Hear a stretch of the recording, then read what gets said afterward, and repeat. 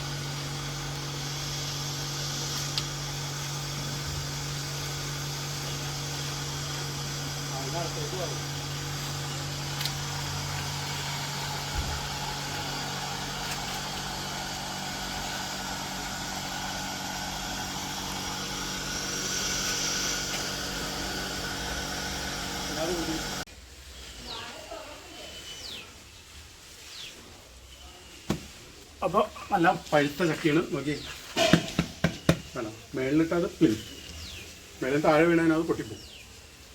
അപ്പോൾ ഞാനത് കയറിയിട്ട് ഇറക്കി സിമ്പിളായിട്ട്. ഇനി നമുക്കൊന്ന് പൊളിച്ചു നോക്കാം. കമോ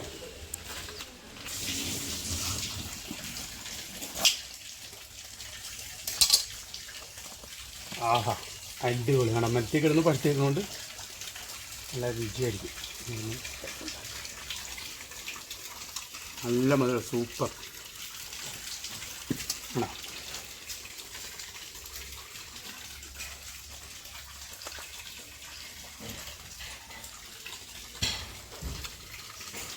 നല്ല സൂപ്പർ ടേസ്റ്റ്, നല്ല മധുര. തേൻ വെച്ച